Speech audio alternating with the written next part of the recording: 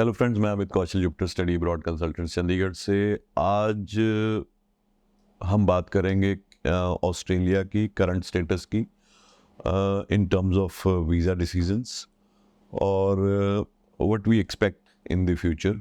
तो ये I think बहुत सारे लोगों के कमेंट्स थे कि आप ऑस्ट्रेलिया के जो करंट वीज़ाज ट्रेंड चल रहा है उसके ऊपर वीडियो बनाओ।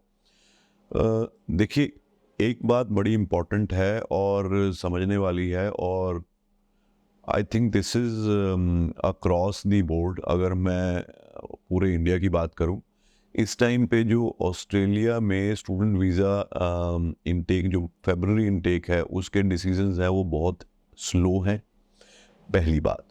दूसरा, इन टर्म्स ऑफ वीज़ा अप्रूवल या रिफ्यूज़ल की अगर मैं बात करूं, तो अप्रूवल रेट उतना नहीं है जितना कि पहले ऑस्ट्रेलिया का हुआ करता था, और ये स्टेट वाइज भी डिफ़र करता है, यूनिवर्सिटी वाइज भी डिफ़र करता है।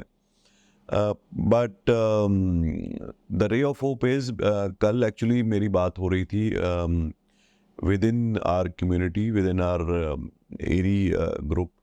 तो कुछ फीलर्स हैं, कुछ एक्सपेक्टेशंस हैं कि अभी जो I think today we are sitting at 8th of February, तो 10 दिन या मैक्सिमम 12 दिन जो हैं वो रह गए हैं फरवरी इनटेक शुरू होने में।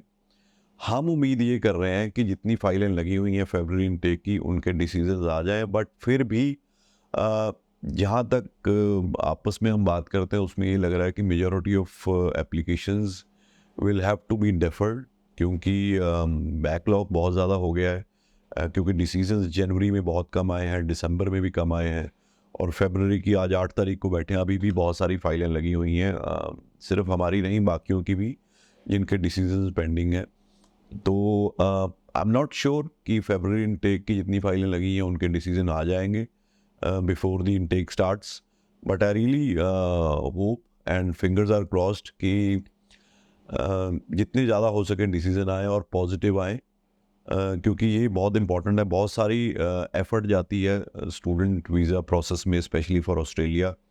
पहले you know to from the application to offer letter, then to GTE, paying the fees, getting the COE, and then visa lodgement.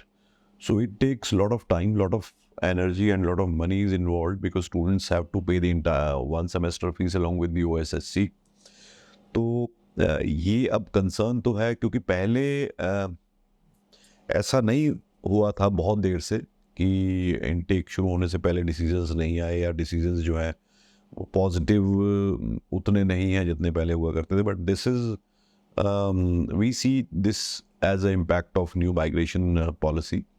उसको शायद इम्प्लीमेंट करने की वजह से, उसको शायद पुट इन प्रैक्टिस में लाने की वजह से ये डिलेज हुई हैं, और कहीं ना कहीं उसका इम्पैक्ट भी आया कि जो इन्होंने 50% स्टूडेंट्स का जो लेने का टारगेट, उसको कट किया है।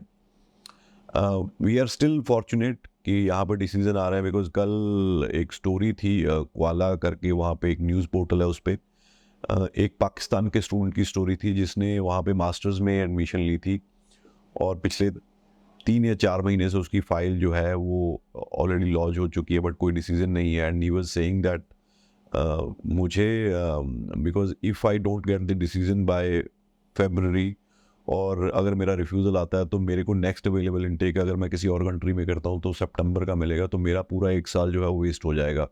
सो उस चीज़ को भी वहाँ पे न्यूज़ पोर्टल्स ने उठाया कि भाई Y.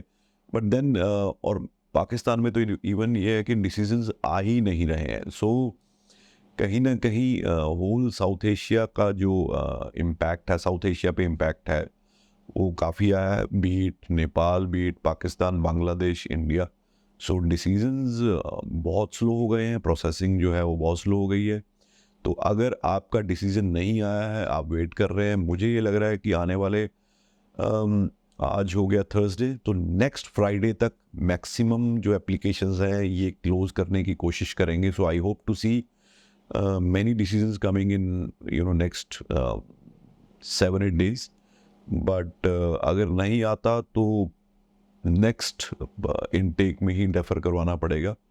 But this is this current state of affair, you know. बाकी जैसे ही कोई और अपडेट आएगी, जैसे कुछ लगेगा कि हाँ जल्दी होने वाला है या पॉजिटिव कुछ और न्यूज़ आएगी, तो डेफिनेटली मैं आपसे शेयर करूँगा। और एक इम्पॉर्टेंट आपसे अपडेट शेयर करनी है, इसके लिए मैं अलग से वीडियो नहीं बनाना चाहता। अब ऑस्ट्रेलिया में भी यूनिवर्सिटीज़ ने एप्लीकेशन फ़ीस जो है वो लगानी शुरू कर दी। अभी ग्रिफिथ यूनिवर्सिटी का अपडेट आया कि $50 अगर आपने ग्रिफिथ यूनिवर्सिटी में अप्लाई करना है तो यूनिवर्सिटी आपको $50 चार्ज करेगी।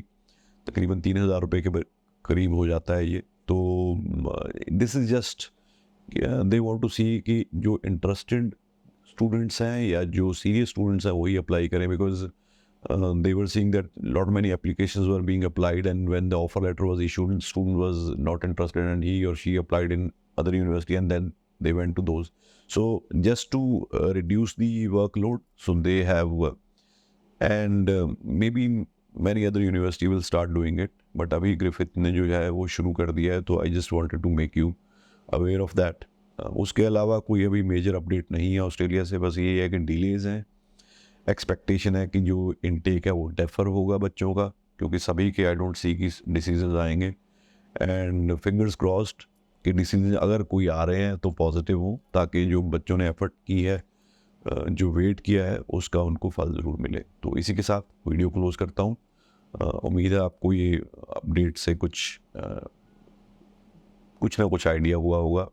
तो उम्मीद करता हूँ कि अगली जो अपडेट दूँ वो पॉजिटिव दूँ और वीज़ाज़ के साथ दूँ, या जो ट्रेंड ओवरऑल है उसके मुताबिक दूँ। Thank you so much.